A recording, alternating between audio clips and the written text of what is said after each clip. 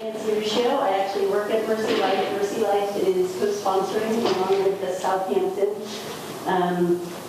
Council on Aging Board, and I'm also a member of the Southampton Council on Aging Board. I'm a resident here, very happy resident here. So thanks for showing up in the middle of the day. We really appreciate it. We just want to do a little background about Mercy Life as a sponsor, and I'm going to introduce our enrollment and marketing director, Selena Conley. Hi.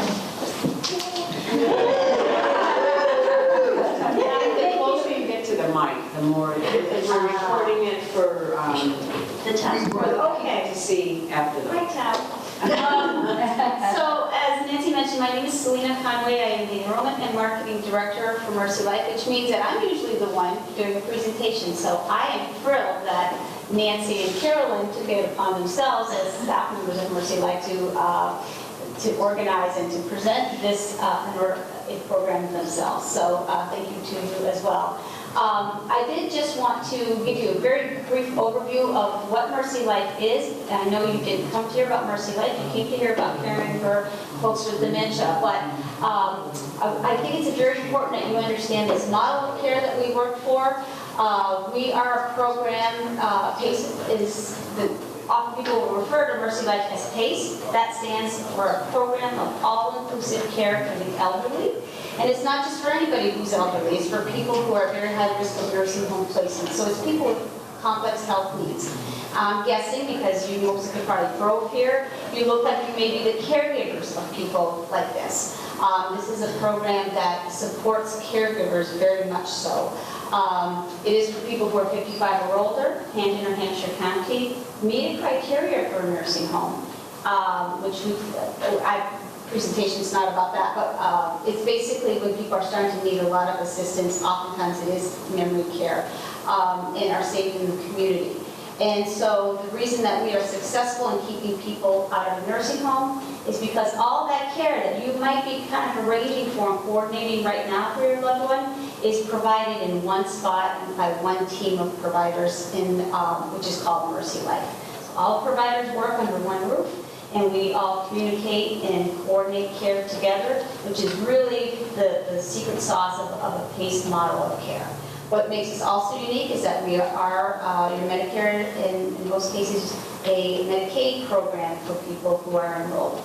And so we can talk further about whether your loved one might be eligible for this model of care afterwards. I can answer any questions you might have. But with Nancy and Carolyn, they're two of those team members, and they are always working with other disciplines to take care of people who are in our programs. So a wonderful model of care. I could talk for an hour about it myself. So introduce to you Carolyn Ford, our OT, occupational therapist. Hey everybody, it's good to be here. As Selena said, I'm Carolyn Ford. I'm an occupational therapist with the Mercy Life program, which means I have the privilege of supporting our participants and our caregivers and family members around all kinds of issues. But our goal is to really try to keep people safely at home for as long as possible and out of nursing homes. So a lot of that involves memory care strategies and skills around providing care for someone with dementia. So I just kind of want to get a flavor of who's in the house today. How many of you know someone who's affected by dementia or memory issues? Okay. And how many people are providing direct care? And before you raise your hand, let me talk about what direct care I mean. So are you providing transportation? Are you helping someone with their checkbook or finances? Are you cooking, helping someone get dressed? Are you coordinating their health care appointments? So now, given that, how many people are providing direct care for someone with dementia? Okay, a couple of you. All right. How many of you are living with someone who has memory care issues? Anybody? Nobody living with anybody. Okay, that gives me a good idea. This is very conversational. I want you to get out of this what we came here to get today, so please stop me anytime with questions. I will pause periodically so we can have a little give and take and some conversation and answer your questions. Let me get you a handout.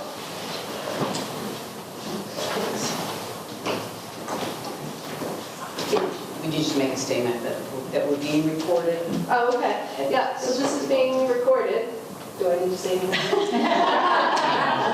If we need those Groucho Marx as a disguise, let us know.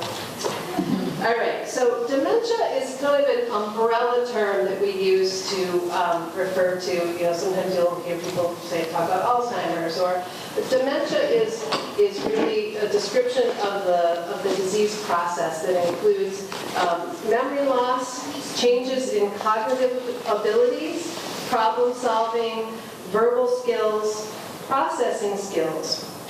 So these symptoms are pervasive and severe enough to impair daily life and independent function. So we're going to be talking more about this, but any one of these areas listed here, memory. Memory is a very complex animal. There are lots of different kinds of memory. Most commonly, short-term and long-term, right? There's working memory, procedural memory, different kinds of memory that we rely on every day to help us make it through the day. Right now, you're sitting in this chair and you are relying on procedural memory that you have at one time, many times in your life, sat down for a presentation. So you know that you are going to walk in the door and you're going to sit down in a chair, you're going to gather whatever handouts there are. There's in there, it's unconscious, is a memory that you know how to interact with this environment. What happens with the cognitive and brain changes with dementia is that those messages and those abilities to tap into those memories get mixed up and damaged. So that you might, if you had dementia, walk in this room and have no idea, no context for what to do next. Doesn't make sense to you. Again, we'll talk more about this as it goes along. But that's what we mean when we talk about dementia. It's kind of an overarching impact on your cognitive and your memory, cognition and your memory. There are many forms of dementia. I believe there's over 120 forms of dementia. Some of them are disease-specific. So there's a dementia that's associated with Parkinson's disease. There's a dementia associated with certain cancers or HIV.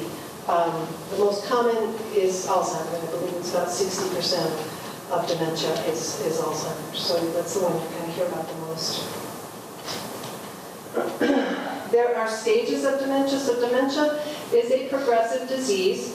There is no cure at this point. There's a lot of research going on, and we're working diligently to, come up with effective treatments because it's really been acknowledged as, epidemic proportions of how many people are affected by this in the world today. So there are stages. In early stages, stage 1 and 2, there's really no impairment. There's just kind of general forgetfulness that can be attributed to aging. It's usually generally not noticed at this point. Stage 3 to 4 is kind of early confusion. Person is aware and they might kind of start to feel crazy, like I'm going crazy, I'm not sure what's going on here. It's hard to keep up with finances and appointments. Things are kind of slipping away, the details of life. Person might start forgetting names or places or getting lost in very familiar places that they previously knew very well.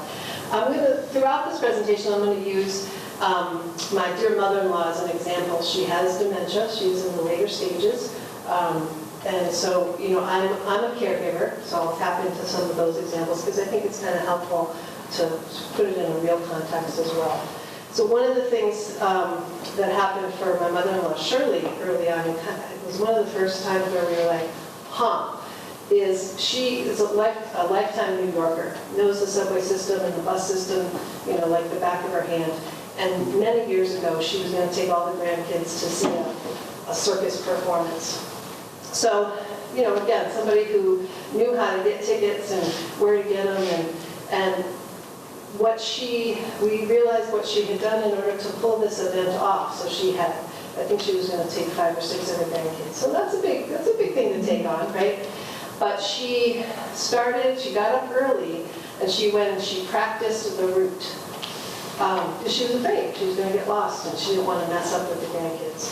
So, and that gave us pause, and we're like, that was not something that would have concerned her at all in the least in the past. But she felt like she needed to practice it, make sure she was going to be able to find her way, so she could get So that was an early sign for us to kind of be like, something's going on here that's bigger than just, your average forgetfulness. Stage 5 is early dementia. This is when families and caregivers and friends really start to notice. It's the folks are having difficulty with self-care. They might start looking more disheveled. There's impaired judgment happening. It might be about when the keys to the car get taken away. There may be personality changes. So someone who was previously very kind and generous might be crankier and angry, or vice versa. Someone who was a little hard to get along with might actually shift and be a little bit more pleasant. So you might see personality changes in stage 5. There might be some socially inappropriate behavior, over-sexualization or misinterpretation of cues happen a lot in stage 5. And they might need more assistance with bathing and grooming. And that's when families and friends start to notice, because you notice that kind of thing when someone's not attending to their hygiene. So stage 6 is severe cognitive decline. At this point, folks need assistance with all of their care in one form or another. Folks may be starting to forget names of caregivers and loved ones, and they're not consistently oriented to time and place. They might sometimes be, they might have real clear moments and lucidity, and it's what makes it difficult to kind of figure out is there something going on here or not? Because some folks some days have, real clarity, and other days, are not oriented to where they are. You want to just take these and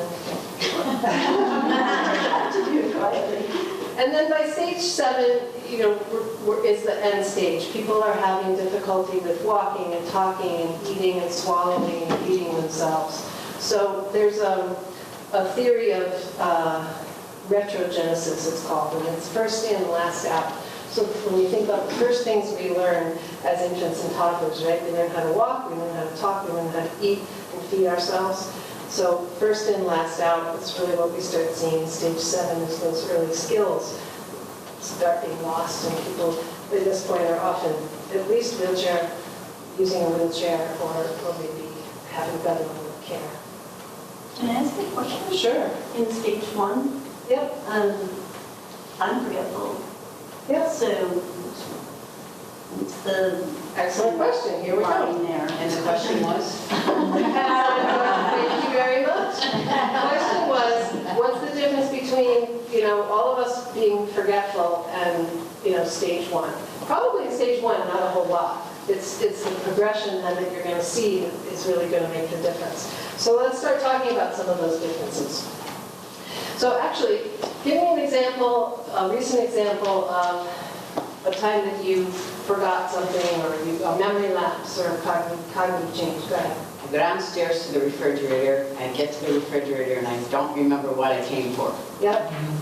And were you able to retrieve that at any point the rest of the evening, or did Yeah, you? when I got back upstairs, I said, oh, that's what I went Really to. common now, when you go into a room, why did I come in here? Yeah. Anything else? Any other? Forgetting people's names? I always do that. Yeah. Yeah. Somebody I know well, Yeah. like you. Yeah. I Yeah. think some people are pretty good at name recognition, and some never were, and Yep. they know your face maybe, but they would, not call you by name. Yep. And that's a really good point. There's a saying that goes, one person with dementia, one person with dementia, because we're all very different human beings. So somebody who's really spot on about remembering people's names, they're going to retain that probably for longer. So it's going to be a little deceiving. Or someone who is never good at that is going to lose that pretty quickly. So, all right. So with the 10 signs of dementia, we're looking at memory loss that disrupts daily life. So it's not about going into a room and forgetting while you're there, but then moments later or an hour later remembering, oh yeah, I went in there for this, and you go back and you get it. It really is, there is no retrieving it. There is no retracing the steps. It's disrupting your daily life. So it's a big difference. Challenges in planning or solving problems, right? Sometimes we get confused, we got a lot going on, we're trying to plan our daughter's wedding, or there's a lot happening at work, or stress is piling up and we start forgetting things or whatever. Also very different than the disorganization or the cognitive changes that make it more and more difficult for us to plan simple routines, plan meals, plan a family holiday or what have you. So just it's sort of a matter of scale and a matter of irreparability to it.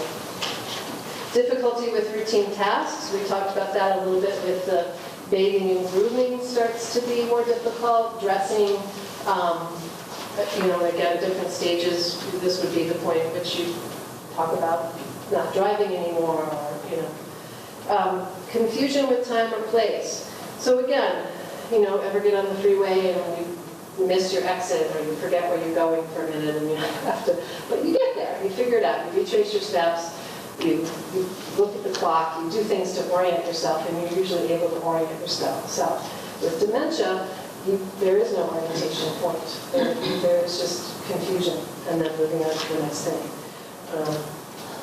Visual spatial relationship changes. So you'll see people running into things more, running into door frames. We started noticing our mother-in-law would kind of look at us funny. She would start look at the TV, it looked like she was tripping, but for those of you who grew up in the 60s, you know what tripping is. She looked like she was tripping. Well, those were the visual spatial changes that were happening for her.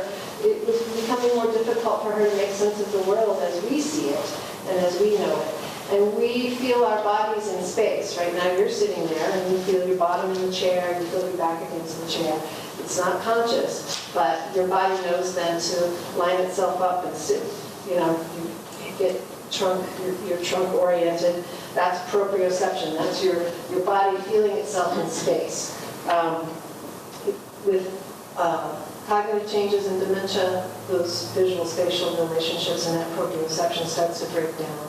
So things look funny. So you can imagine a person going through this, it's crazy making, right? In the earlier stages when you're aware that something's going on. Remember my mother-in-law kept saying, I just feel like I'm going crazy. And how terrible that must feel and how out of control you must feel that the world is just changing around you and losing grasp of the world. So it's a very difficult disease process for the person going through it and the caregivers. I had a friend whose mother had Alzheimer's, and she and her husband tried to hide it from the adult children for a long time. Is that kind of a normal behavior to try to mask it from others? Or? Yeah, absolutely. I mean, what do you think he was afraid of by doing that? Why do you think was his motivation for doing that? Well, they made a pact that they would always keep each other home. Right. So they were, I think, afraid that that person would not be there. Yep. Another reason for Mercy Life pays. Shameless plug. Helping people stay in their homes longer. But absolutely, being afraid that you're going to lose the car, lose the home, have to put your partner, your wife, spouse in a nursing home. There's a lot of reason to mask it. And the person themselves masking it. People who have very good social skills or verbal skills for longer can kind of put, stave that off. People start to socially isolate so that they're not coming in contact with people so that it's less noticeable. My mother-in-law she was a teacher, and she would have tapes that sounded great. So if you came in for lunch or 5 minutes or, brought a friend over, they'd say, your mother-in-law's doing great. Oh, she's so, but those were tapes. She was sort of playing them throughout her day. It was like cue social tape, whatever. And, so she sounded good, but, it was falling apart. But that's a good coping strategy, right? When you think about it, is to rely on those things that are in there that you can bring out to function. So problems with processing words. So verbal processing. You and I are having somewhat of an exchange. I'm mostly talking to you. You are verbally processing that. That is actually a very complicated process. You're listening to me, you're making sense of the words I'm saying. That is something that gets very difficult for someone with dementia. Is verbal processing. It slows down significantly. And making sense of written words, spoken words, becomes, and then creating language yourself. All of that can really start to change as well. What happened with my mother-in-law was that she just really started losing contact. Again, for somebody who had been a teacher, and she worked until she was 82, she just kind of, there was very little there. There was very little there. It was very sad. We lost her, our losing her very, very slowly. But, she just kind of withdrew. So everybody's got a different take on it, but that verbal processing really breaks down. Misplacing things and unable to retrace steps, poor judgment and decision-making. I've heard stories from adult children where, somebody sold the family home or, gave a lot of money to a charity that they've never really even heard of. Or, so a lot of, sometimes poor judgment has big consequences. So it's a good idea to get in there early if you can. Social withdrawal, we talked about that, and mood and personality changes. So these are the 10 signs, and again, so pretty clear picture now that it's bigger than your everyday forgetfulness, right? It's bigger than your everyday forgetting, somebody's name or where you put something. It's pervasive and it affects your daily function. I just got a comment about a friend of mine who has signs of dementia, and one of the major things is she doesn't time and space in having her meals. She forgets to eat, and she forgets to shop. I mean, there's a lot of things that we do in our daily activities that keep us alive. Yep. And so then she needs a lot of support from everyone to make sure she has food in the house and reminders, etc. Yep. So stage 5, we went through the stages. Stage 5 is often where families start seeking assisted living because it's really becoming apparent that eating's not happening, bathing's not happening, those things really start to break down.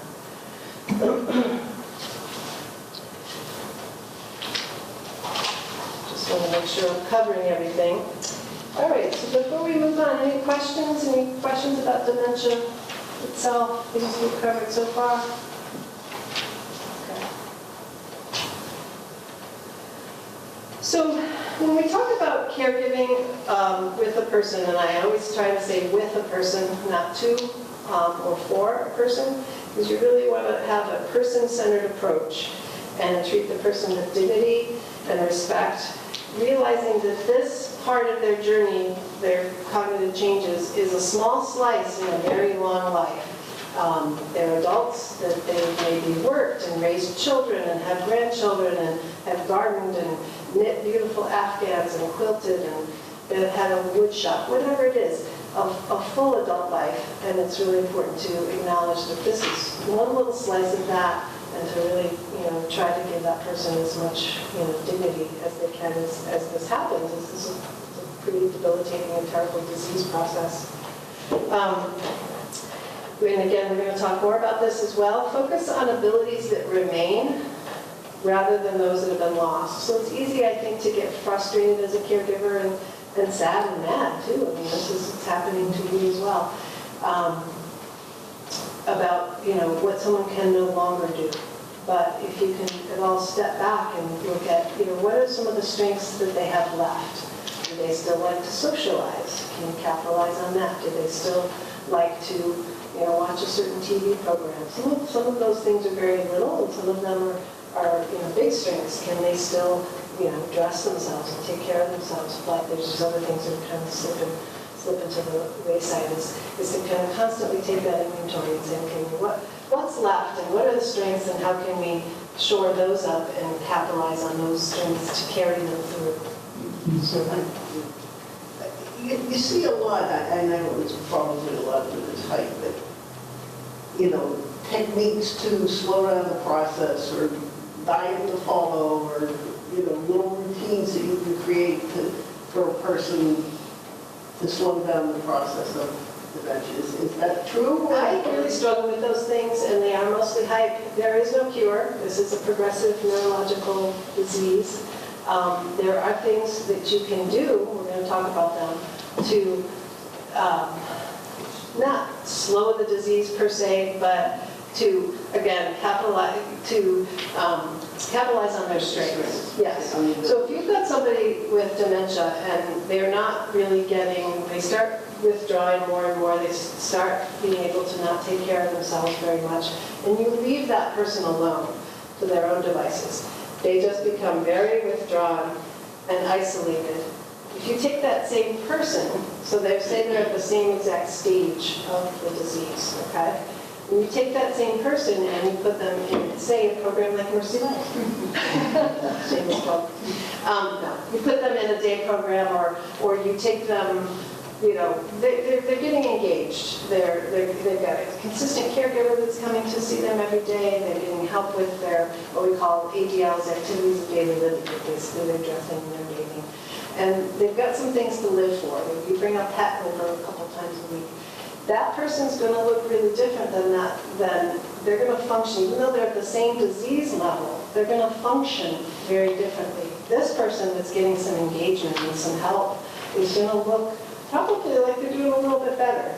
Whereas this person who's isolated and doesn't, you know, isn't engaged on a regular basis is going to be functioning at a much lower level. So does that make sense? It's not, it doesn't slow it down per se, but you can help it. They have these things. Oh, I know, they make me crazy. Do these crossword puzzles or these kind of, you know, spatial relations kind of activities.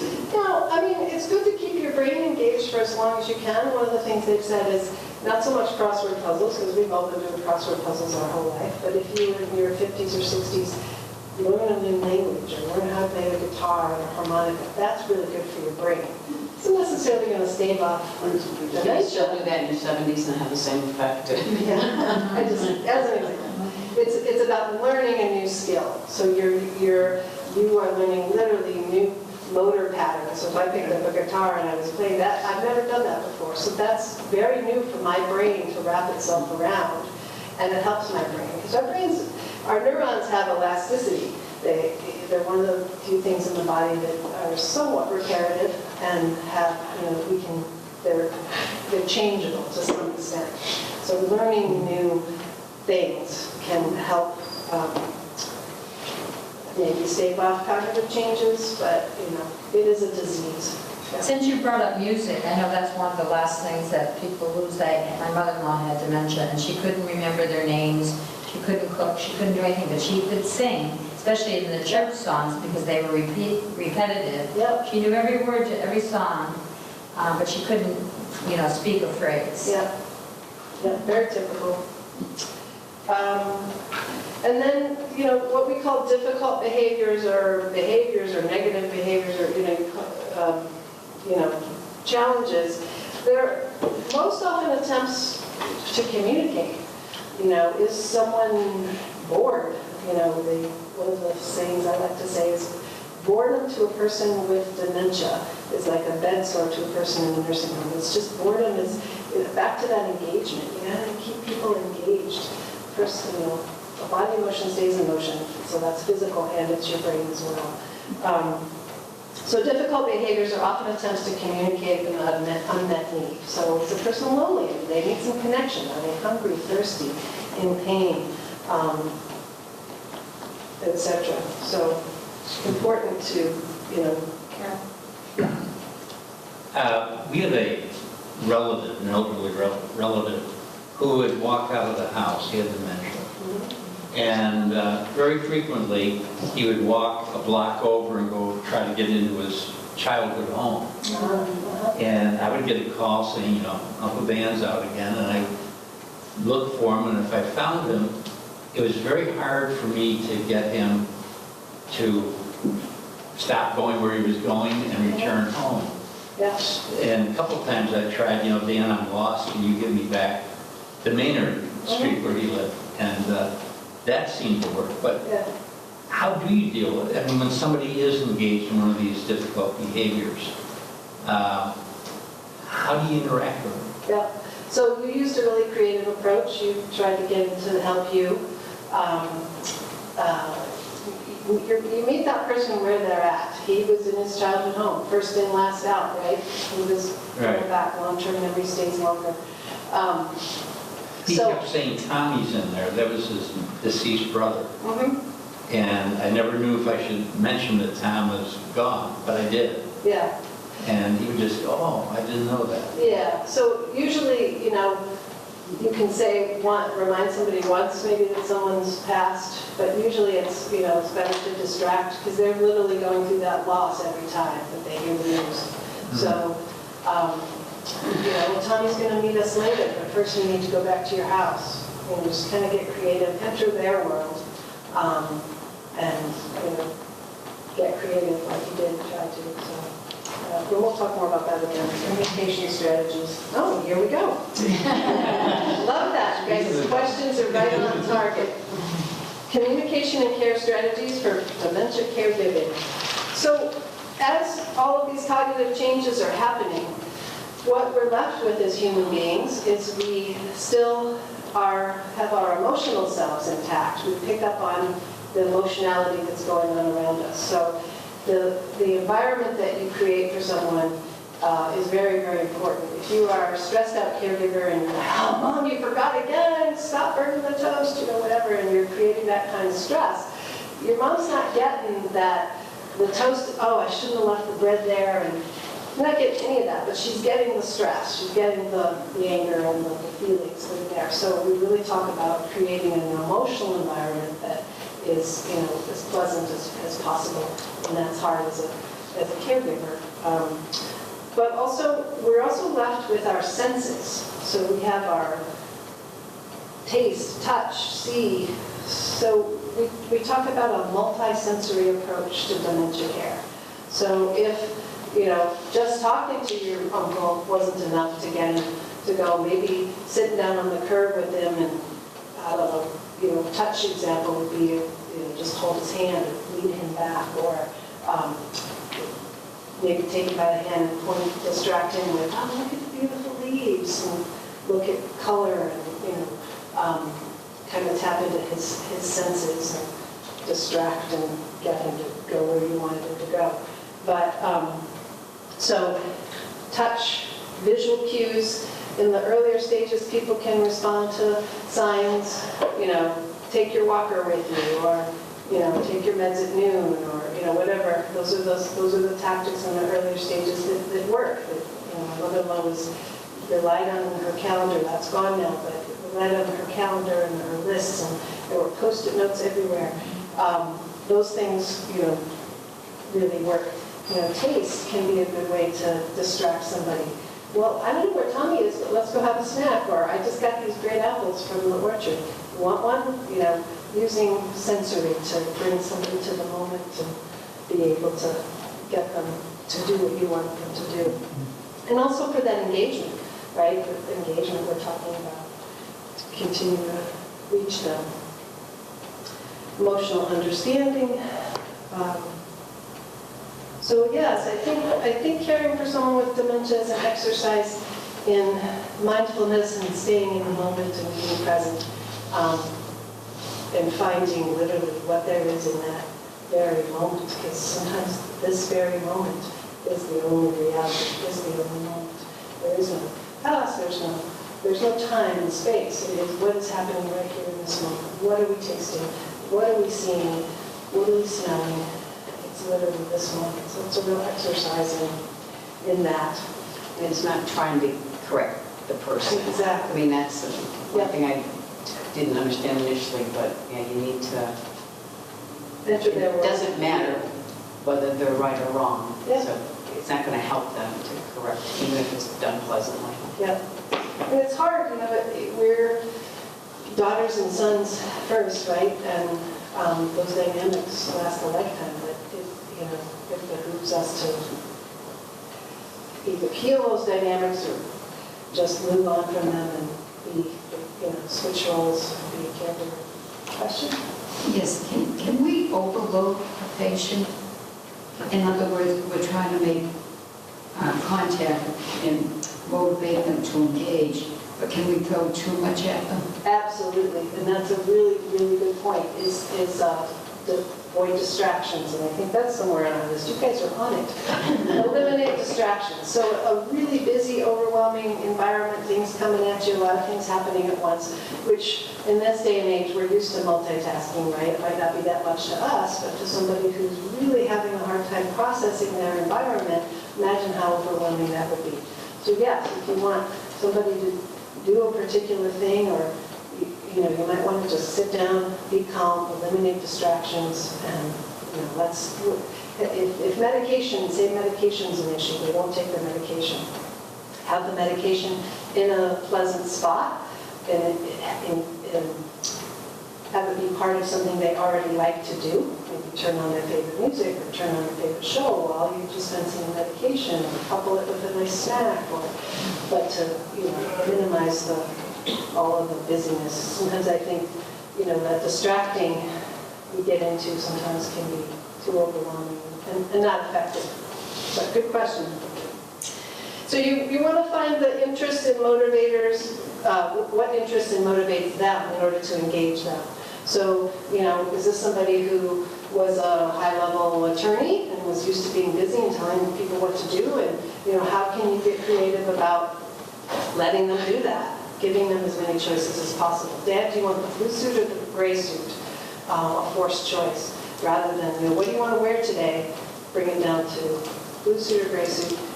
Dressing him in his suit every day, because that's what he was used to. What gives him meaning? What's going to motivate him? And make his day pleasant. Again, increased engagement fosters higher function. Making eye contact. So when you're communicating with someone, again, we've talked about that real difficulty with verbal processing. I have a couple of numbers I throw out. If you get nothing else, slow down. 90 seconds and 24 inches. So 90 seconds is, for folks in stage 5 and above, is how long it can take someone to process what you've said. So if you said, "Hi Mom, how are you?" and you buzz by, you might get a response 90 seconds later. I've had folks where I've literally timed it, and it's been, as long as that. 90 seconds is a really long time. You and I can have an entire conversation in 90 seconds. So slowing things down is really, really important. And then the 24 inches is about what you can, what folks with dementia can visually process, is 24 inches. So you want to be directly in front of someone at their eye level. So if you're standing and they're sitting, sit down. If they're at wheelchair level, sit down. Approach from the front. When I'm talking to direct caregivers, people who are helping with bathing, dressing, there's an adage that's spend 5 to save 20. So, instead of rushing in and being like, "Oh my God, we're late for your doctor's appointment, we got to get you in the car, Mom." Come, sit down, orient to you, orient what are you doing, what are you watching? Well, it's time to get ready. Spend 5 minutes with that person, kind of orienting, creating a calm, and then you will save 20 minutes that you would have been agitated because they're not moved. You get there for a doctor's appointment and she's not dressed, and oh my God, you're on lunch hour or whatever. Spend 5 to save 20. So just kind of get calm, orient the person, and then you can proceed with dressing, bathing, getting them in the car, whatever it is that you need to do. Speak clearly, slowly, using short phrases. And sometimes that sort of simplifying our language can devolve into speaking to someone as if they were a child. So I go back to our previous slide where we said, this is a slice of their adult life and treat them with dignity, really try to avoid baby talk. Identify yourself, even if you're a daughter or a son. "Hi Mom, this is Roger," whatever, because that's not necessarily a given anymore. And again, that's hard. These are all very sad, right? These are all little mini heartbreaks. Every one of these is a mini heartbreak. Carolyn, if I could just add to that, we had some dementia training for all staff days. Someone from the Alzheimer's Association mentioned the identify yourself, and she said that she herself was guilty of going, "Grandma, it's me. Remember me? Remember me?" And don't and have that further down, but don't quiz somebody and try to get them to, for your own sake, to make sure your grandma remembers you. Yep. Yeah. Yeah, at this point with my mother-in-law, when we walk in her apartment, I make sure that I'm identifying every one of us. "Hi, it's Rebecca, Carolyn, and Jordan. We came for our visit, really provide a context. So wait for a response, approach and reapproach. So if, you're getting a lot of resistance, walk away, try again 5 minutes later. Distract and redirect, give simple choices. Again, you want the red one or the blue one, and give as many choices as you can. Not what do you want for lunch today, but do you want the tuna salad or the egg salad? And then avoid arguing, convincing, and remember. Remember one is a hard trap because we want to engage with them around memories, right? That's what we do. We reminisce, we want to talk about our childhoods or whatever. So that's a hard one. So I always say, you bring the party. So now when I am showing pictures to someone, to my mother-in-law, I'm really talking about the whole thing. I'm not saying, remember when we did this. I'm saying, oh, we went to the beach and we did this and it was really fun. And then it's a pleasant memory for her. Then she can be like, oh, was I there? Any questions about, let me go back. Any questions about the communication care strategies? Anybody have specific examples? That was a good example for Uncle. Anybody else? Could you give an example of the 24-inch 90-second? I mean, under what scenario might that arise? Just if you are noticing that someone's processing, if you're talking at them and they're not really responding, you might just want to slow down and just say one thing. Say, so I went to the store and I got some apples for us. And wait. Our impulse is to keep going. Maybe we can make applesauce later. And I was thinking we could have pork chops, and we keep going. But just one thing at a time and wait and see. And then, again, that's about engaging them and getting a potential higher level of function. Does that make sense? And the 24 inches is just to be aware that you're not across the room trying to say, come on, it's time for your shower. Walk over, take them by the hand and, so that it's 24 inches makes sense. Yeah. Even for people without, or that we don't think have dementia. Yeah. They go to doctor's appointments. Everybody, or the grocery store, everybody who talks to you talks very fast, asks you questions very fast, and just sit there. And usually I'll, in a little bit louder voice, lower tone, condense it. She's asking, whatever. But he says, I can't catch what they're saying. Yeah. But we all talk so fast nowadays anyways. Yeah. Try to do maybe a little bit of prepping. So if you're going to the store, not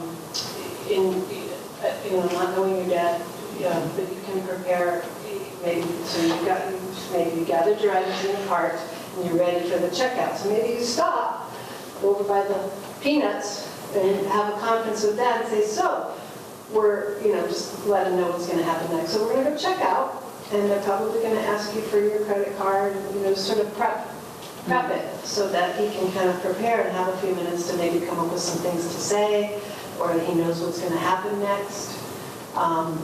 Ordering at restaurants, that's fraught, right? Because it's like, they're waiting. So, you could send them away and then just work with that person and say, so that sounds good. Usually you like the shrimp. That's what so my mother-in-law, usually you get the shrimp. What am I getting? Usually you get the shrimp. About 5 times, but so prepping helps with that. And then, if it's in a clutch, sometimes you just got to speak for that person in that moment just to get through and then catch them up later. Yep. I'm a caregiver, and I'm listening to you. I'm operating the cameras, but I'm involved, and I wanted to come in before I was volunteering. Is what you're sharing right now not simply, but for us to be a director, as if we're directing your next scene in a movie or a film? Is there a parallel there? That's an interesting take on it. I don't know. When I got that from the grocery. We're going to go to the checkout. So you're preparing for that. They're going to ask you for the card, and so walking someone through a scene. Yeah. That's how I That's a thought. have a eureka moment. I take a little bit of issue because I know when a director, you don't want to take too much control away from somebody, Yes, right? well, So- maybe a good director at Right. that There you go. Good director. One of those, yeah. Setting the scene, I like that, and then guiding them through it, sure. So Oh, that, you know. hanging on to that thought helps me be in the moment of what to do rather than being lost in the situation. Yeah, Maybe you're like a personal assistant for politicians. There you go. That's Mary Ann. that's your Aunt Agatha. Yeah. I like that, yeah, whatever works. In my case, my mom does live with us now, and when my dad passed away, at the beginning of the year, her dementia just went like way down. But what I find is really odd is that though she'll be very forgetful on many things, especially current. My brother can pick her up and take her to dinner, and she'll come home, and I'll say, Mom, what you have for dinner? And she will totally, Yeah, you know what, I don't remember. yeah. But then on the other case, if you let her know she has a doctor's appointment the next day, my sister will be picking her up. I've learned now throughout that she would literally get up real early in the morning, which normally she doesn't. And of course, I work all day. I have cameras on her, and I work down the road, so, but I have to have cameras on her all the time. And what was very bizarre is that she knows to get up and that she needs to get ready because she has an appointment. So she remembers that she has an appointment the next day. But now I have to make sure that I have a sticky note on the door, Mom, do not go out the door. Yeah. Oh my And God, I have that same note. this is what time you need to be ready for, because don't ask me how, but she figured out how to open up my garage door opener and then get outside the garage and then close the keypad door, and then she was locked out. Fortunately, my cameras, I see her and I can run home, but I'm like, Mom, what are you doing out there? And she's like, oh, they're coming to pick me up. But she doesn't even remember who's picking her up, but she knows that somebody's Something's picking her happening. up. Something, this vague sense of trying to gain control, mastery over it, right? But some vague sense, I've got to be somewhere. But wrong day, wrong time, wrong whatever. Yeah, it's like 2-3 hours. She still has to wait. Yeah. And so now I have to really pinpoint, and I have to double, call in the morning and say, Mom, don't forget, this is the time. And Yeah. Does she live by herself?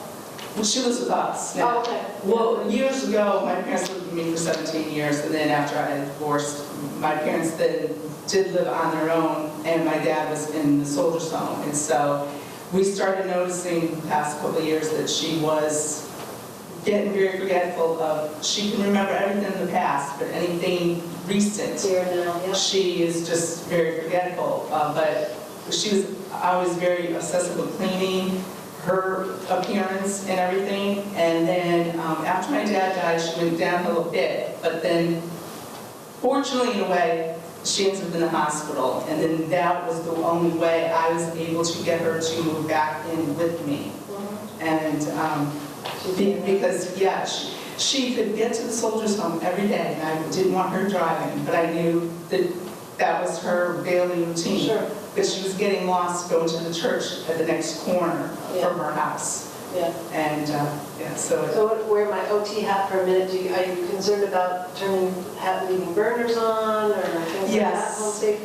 So there's lots of different technologies you're using, the cameras, there's sensory alarms, or sensor alarms, door locks up high, if you're concerned about wandering, just as examples. There's Right, auto outs that will sense a fire and do sprinkle water on the fire. yeah, she's to the point that she knows not to touch the stove. I will take the knobs, with the grandkids anyways, I will take them off.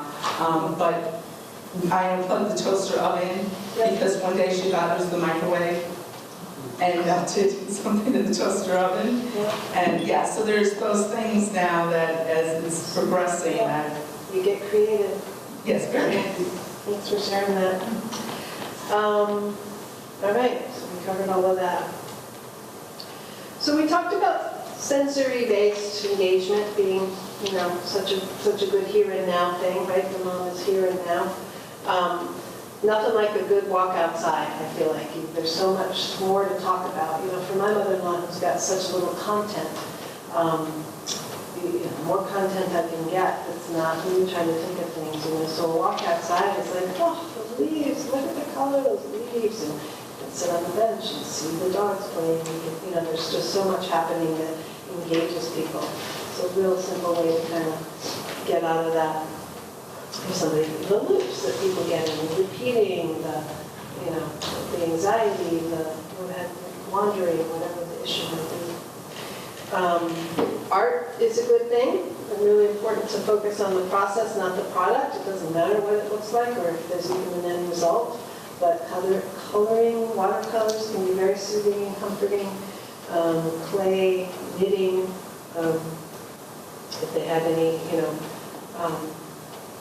unfortunately, my mother-in-law was all about work, so she never had any pre-established hobbies. Whenever I try to engage her in something, she's like, yeah. So that's kind of unfortunate, but it's sort of like, what were their interests? What did they like to do? Simple baking and cooking is great, so involving them in, the evening meal prep. Cut up carrots, or if they can't do a knife, then tear up the lettuce, or whatever piece that they can do, fold the napkin, fill the water glasses, engaging them in daily activities to keep them engaged. Watching family videos, looking at pictures while you provide the narrative. Again, this is something to be ready for. Sometimes people aren't ready for this because it's too painful, because you do, it starts to be very sad to be telling the stories by yourself, right? Or to understand, you really get that they're not recognizing your children. So, just really important to understand your own limitations as well about what's happening for you. Excuse me. When I was talking about my uncle, I tell him that Tommy's dead. You mentioned that is a new mourning period for him. Wouldn't that also occur with showing old pictures? I've never had that happen where it's really made, mostly, I guess you could start with grandchildren, the here and now, if you're concerned about that, if you felt like. It kind of depends on where they are. If you're bringing all of the narrative, if they don't remember any of it, it's just kind of looking at, it's giving them a context of their life, right? Oh, this is you in your World War II uniform. But maybe, I've never had anybody where I showed pictures of their past spouse that had a bad reaction. Usually it's pleasant. I think probably the difference would be that a death is a sad thing. Generally, we're not taking pictures of sad things, right? So if you're showing, it'll either be a happy memory or interesting story. Yeah. This is when who was he missing? Tommy? Tommy. Yeah, so if you had a picture of he and Tommy, you'd say, oh, this is when you and Tommy used to go fishing, or that's a pleasant memory, right? If it keeps triggering a loop of like, well, where's Tommy, then yeah, maybe you don't want to go there. Do a baking activity instead. Yeah, so sing along in music, also really good when people start losing verbal skills and music lasts a long time. There's actually what is it called, Music in Memory? The program where they'll provide a little iPod and load it with that person's preferred music, and then they can listen to it anytime. It's calming, it's engaging. Sometimes it's, back to your point of being too much, sometimes stimulation, you got to be aware that it might be too stimulating for somebody. Activity box or stations, if you've got somebody who likes to stay active and doesn't like to sit still, or is at risk for wandering, or paces, or whatever, you can set up little activity stations. Over there's some Play-Doh or there's some keys they can put on a key ring, or some nuts and bolts they can screw together, or sorts and buttons, or kind of activity stations, or an activity box that you can pull out when you got nothing. I got nothing. Pull out the box and say, oh look, let's make a greeting card, or whatever. So it's nice to have those things on hand. And pets. Pets are awesome to really bridge the gap with people. universal language, right? And there's, I noticed your little stuffed friend on your chair. Oh, from our tag sale. Oh, is it tag sale friend? Yeah. Well, we have now in one of our day center rooms, we have one of those pets that, it's a kitty, and it's battery operated, and you pet it and it goes over and meows, and we love it.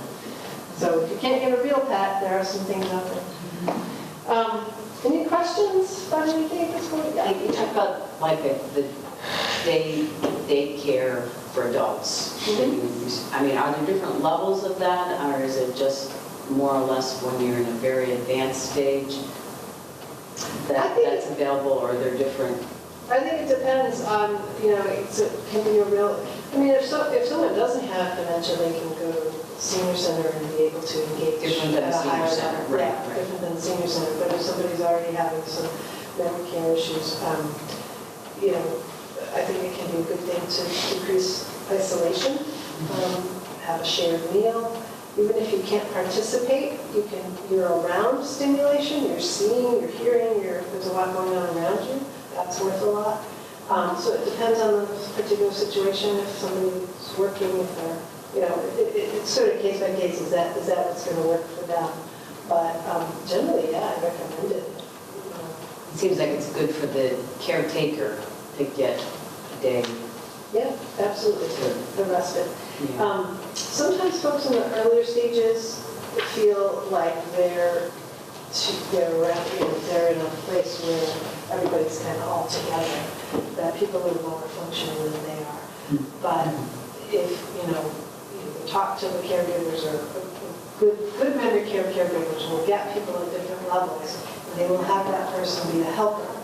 So that person who's a little bit higher functioning maybe will set up the activity or facilitate the activity and be a helper, and derive some meaning from that. So I think they use people at all levels.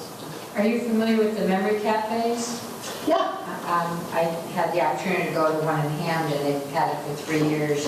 And you go with the caregiver and the person with dementia goes together, and they work on a project together. It's painting, or it's music, or it's something that they're engaging each other, and they have lunch together. Yep. No mother did that for a If while. I could just piggyback on that, I think, to answer your question, you don't need to have dementia to benefit from going to a day program, because we have 4 different levels of independence and abilities at Mercy Life.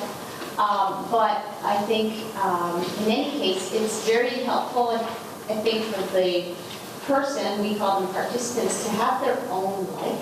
So even though memory cafe would be great, there's usually a caregiver responsible for bringing that person there and being their chum. And so what we'll all, sometimes we'll have family members ask if they can come for the first time to be with their mom. And we say, it's kind of like the first day of school. We are used to this. We'll take them from here, and then they start to develop their own social life, their own friends, with people who are at the same level as them. And so it's great respite.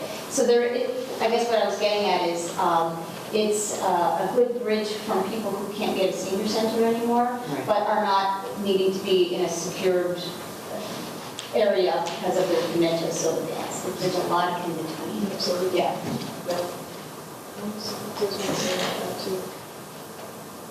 Oh, so we've had folks who've been reticent to come to the day center. So at our day center, we have 4 different rooms, kind of representing different levels of functioning. But we have had folks who have been used to being by themselves at home and don't want that change, or maybe they weren't very social in their lives, and they didn't want to come to the day center as part of, which is fine, we don't have to, but when they were ultimately kind of talked into it, or needed to start coming, really blossomed, really enjoyed it, because again, that engagement makes for a higher level of functioning, because you devolve into the lowest common denominator if you're not engaged on a regular basis. So that day center really provides that engagement. Any other questions? I want to bring up denial. My sister was very much in denial that this was happening to her. She's very resentful of anyone wanting to help her. She's I the can still person do this who, myself. she's the person who it's happened, that she has dementia? Yeah, I say she's in 2 or 3 level, Yeah. easily. And she's not very old. Uh-huh. And she's mostly in denial. She doesn't think she has a problem. I'm very aware of what she isn't able to do anymore, and I offer her help if I want to do her paperwork. And I try different approaches to say, we'll sit together and pay the bills. I can still do that. It's like, I didn't mess it up. Does she have her own, does she have kids? She lives in the senior housing, Southampton apartments, but that's fairly new, so she's got people around more than she did before. That's good. And so she's got people around, and does she have children? She does. She does. Can you engage them in? I'm trying. Yeah. That's how you I was retired, so it's easy for me, I live so close to it. Yeah. So, kind of try it from all angles. And taking her shop. Yeah. You mentioned helping them preparing before you get to the cash register, and she's resentful.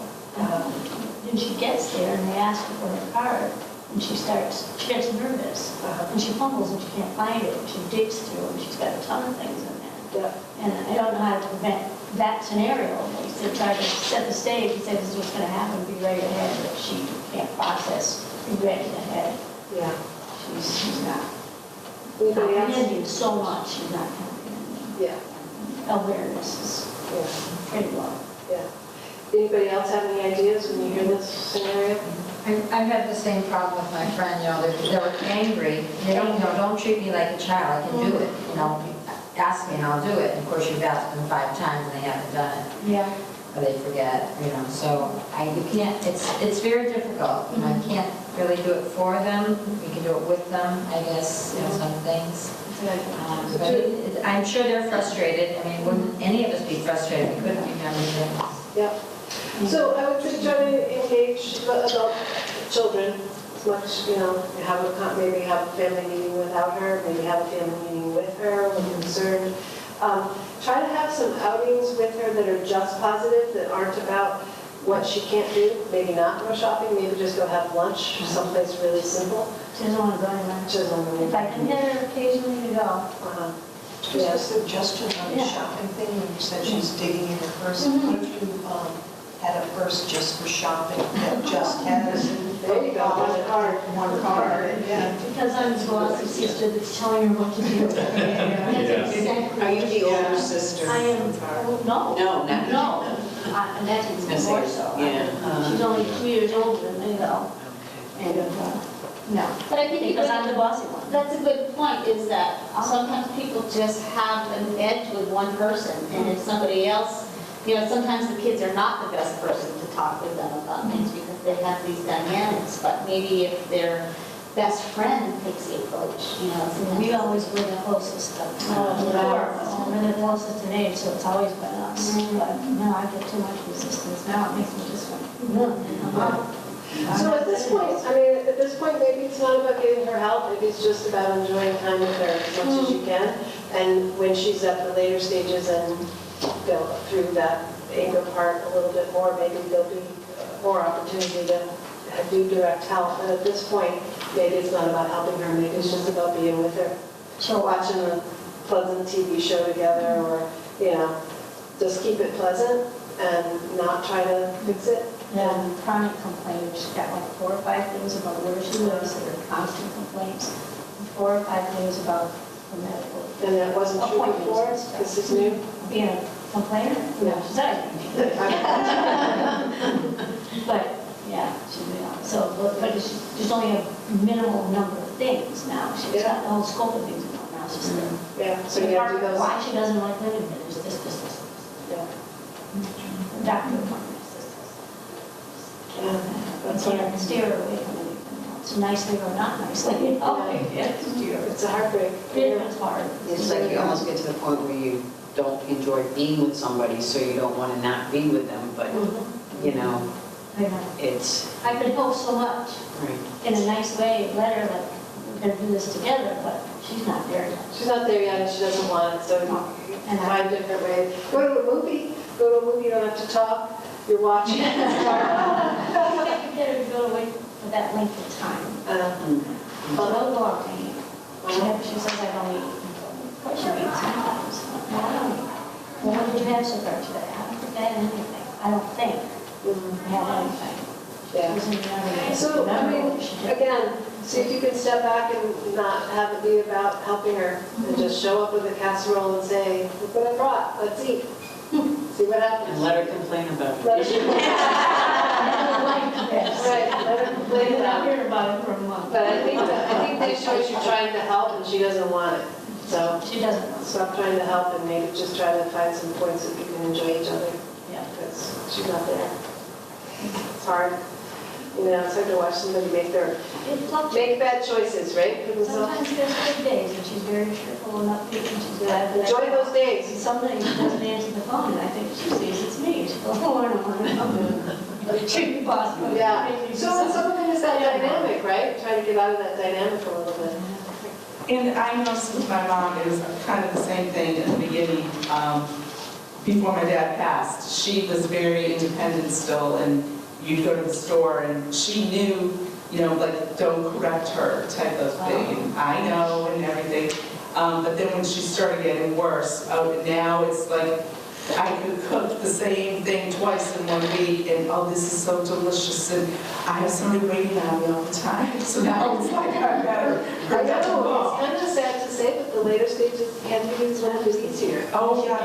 The early stages with my mother-in-law, she was so angry and she was yelling at cab drivers and waiters, and it was very hard. And now, not so much, but still a heartbreak. It is, yeah. Well, really good.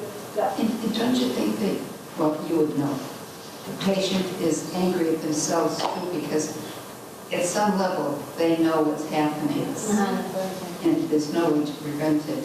Yeah. No. It's like mourning, you're going through the loss of yourself, right? Yep. Yeah, you're losing yourself every day. You're losing yourself, your loved ones are losing you.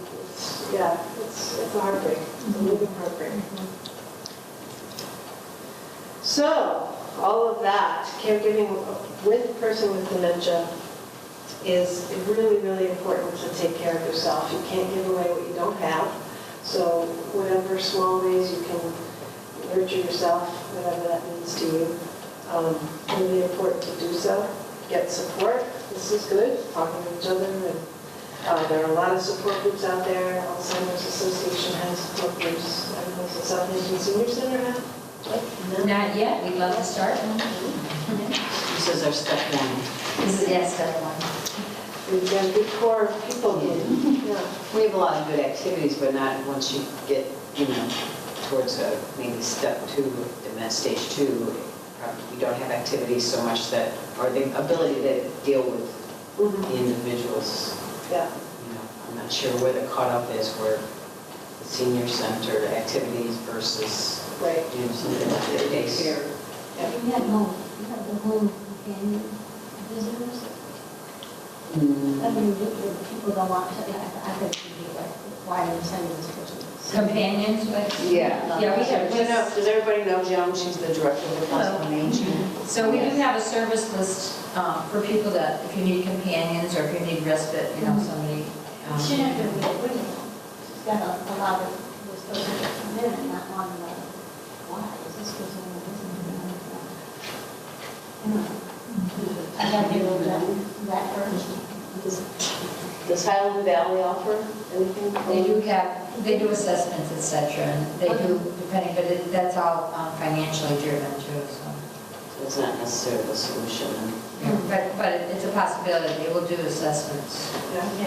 Yeah, unfortunately, we've still got a patchwork of services, patchwork quilt of services for folks. But there are things out there. So patience, it's a big challenge, right? To try not to take behaviors personally and interactions personally, to deal with, you know, how many times have you been asked, you know, whatever question of the day over and over and over again. I find that easy because I figure I know the answer. So you just keep asking, I just say the answer, and just keep doing what I'm doing. That is an optimum attitude. If you can get there and it doesn't get under your skin, that's perfect, yeah. I just, out of my own boredom, I just make up different answers. What I find too is that if you have an episode where they're angry or something happens and they forget, we remember, but they forget. No. So you gotta let it go. Back to that, like, emotional moment, right? So an exercise and letting go and being, yeah. But a big, big challenge. So get things for yourself going in your own life, your own interests going that have nothing to do with dementia or elder care. Ask for help.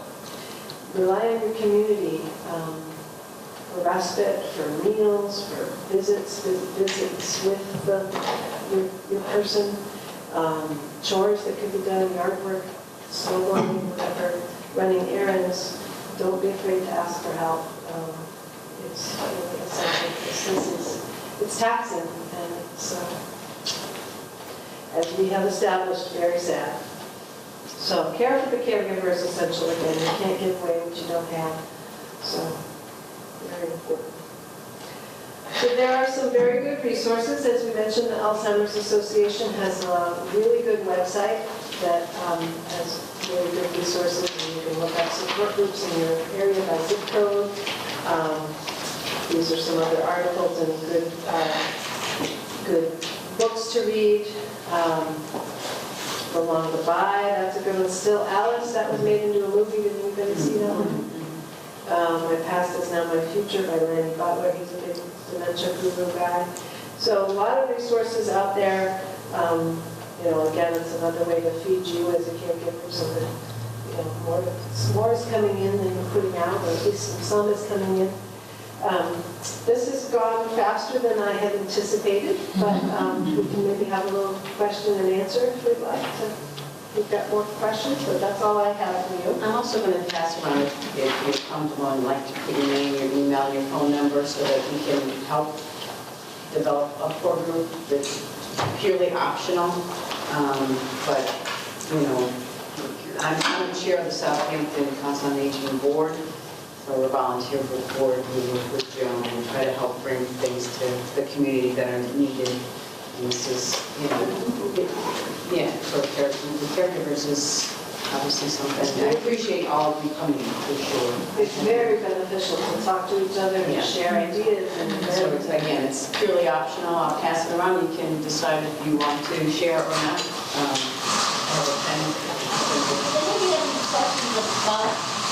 This particular model of care, the PACE model, or you can answer about Mercy Life, but most of the time it's an education about the model. So if any of you have any questions about that, any of us can help to answer those. If you'd like to have some cheese and crackers and just relax and a bingo and have some cider, that's it, doesn't do. Now, I have two friends, very dear friends, who are having some form of dementia, and I don't know if it's Alzheimer's or what. I haven't even heard. But one of them is now in an acute care facility, and his wife and he are talking about whether he should go to a full-time place for, extended care or whatever it may be. A nursing home. A nursing home or whatever. Yeah. Right now he's at Care One. Okay. And they just seem very confused about what to do. That's right. Last time I was with them, they were talking about getting an assisted living apartment together, and now she wants to stay home, and what I guess I'm trying to get at is, do you do evaluations? Would it be helpful for them to give you a call and to... Just like moving to assisted living, accepting that you have dementia, all of these are processes that take some time. And so deciding to join a program like ours is a decision that we don't want anybody to do quickly. We want them to consider what it is like to have all your care provided by a pretty small team of providers. And you will often have to change your providers. We want to help people to remain living in the community for as long as they can, and we can't do that by having somebody complete some paperwork and that's it. So it is a process that often takes several weeks. Sometimes it takes a couple months, especially if someone's in rehab. because we can only enroll people when they are living in what is called the community, which is anything but a nursing home or a group home. So as long as somebody is in rehab or if they're in a nursing home, we can't assess them. We have to wait till they're back in a home. And then we start a process that includes proving to the state that they meet the criteria for a nursing home level of care.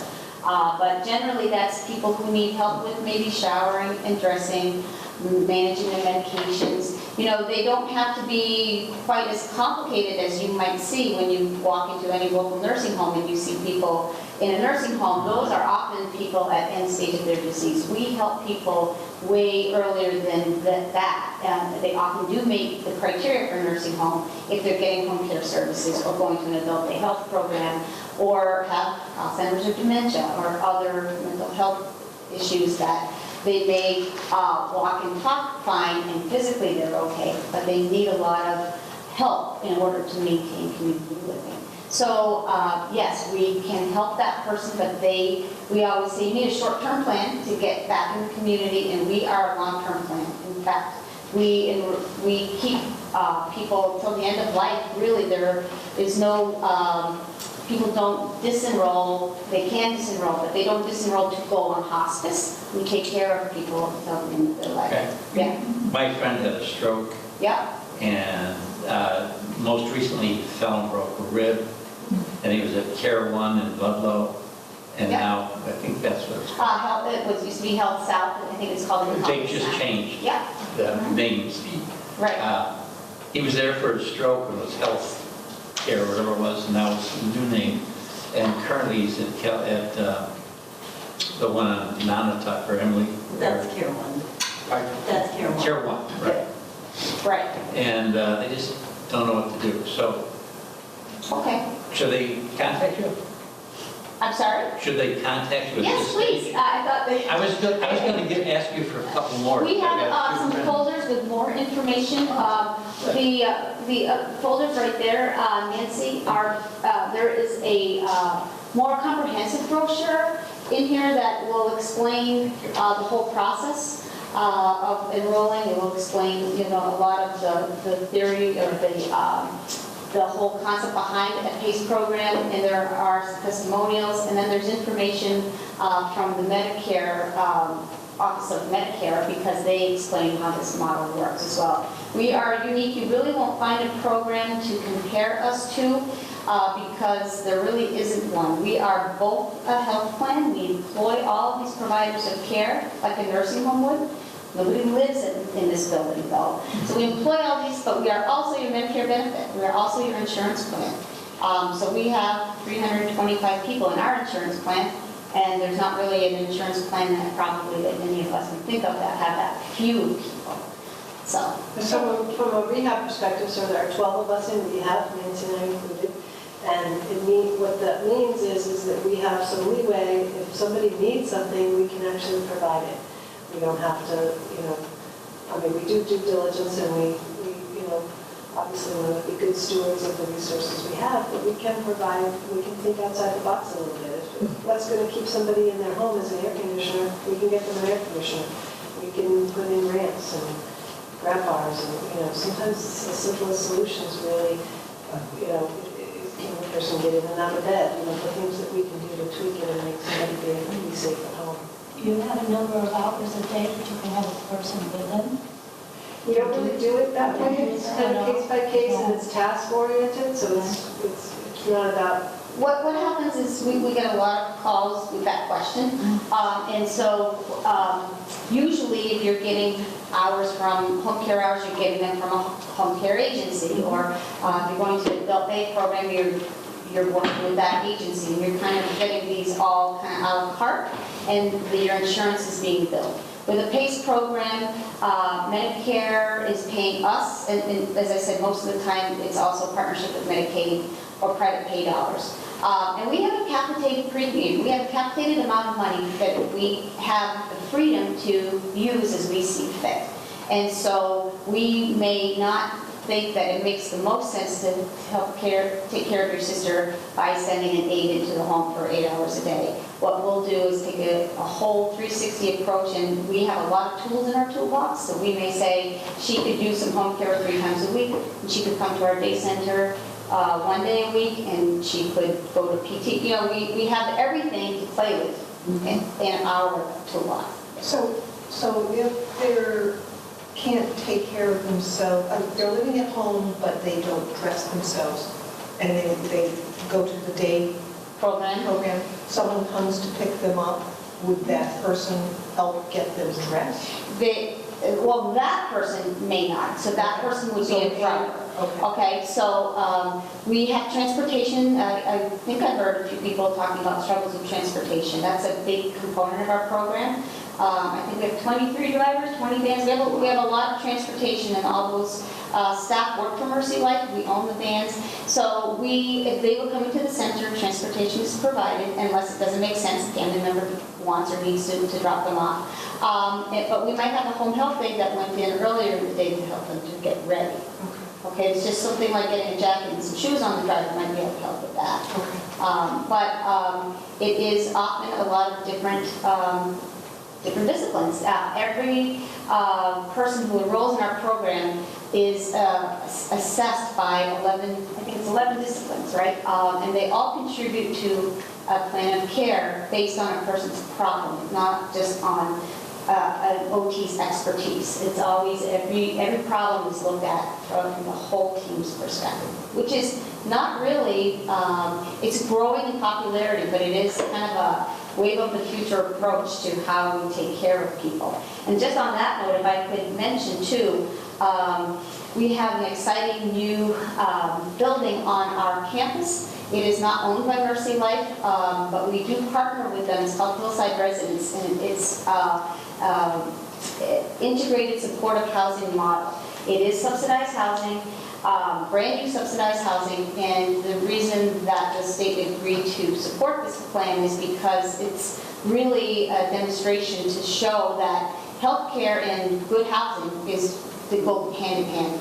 And so this model is going to have priority for people who are enrolled in Mercy Life, priority placement, and those folks will receive services by our staff in that building. There's some other supports, but basically it's not assisted living, but it is a model that is highly endorsed and funded with some state dollars because they really want to see this new innovative way of people being housed. And so we're excited to see how that goes. As I understand it, the apartments are pretty much, they're going through the process now. They did have a initial lottery for those rooms, but there will always probably be vacancies, and you know, if you're enrolled in the PACE program, you do get on the priority list for that. Hillside, you said? Hillside Residence. It's, like I said, it's not open yet, and it's really not managed by Mercy Life. We are just partnering with them. Would this include people who may have had a stroke in addition to? PACE programs have to have a very high tolerance for risk.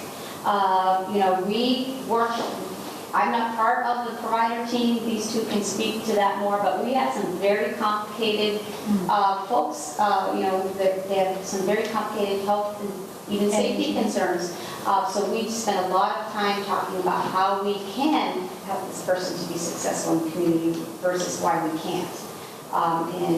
So I would say if you know, we would not enroll somebody who needs round-the-clock 24-hour care or overnight care because that is not considered safe in the community. But we have a lot of people who get some pretty, we're very proud of our ability to take care of people. I don't know if you would add anything to that.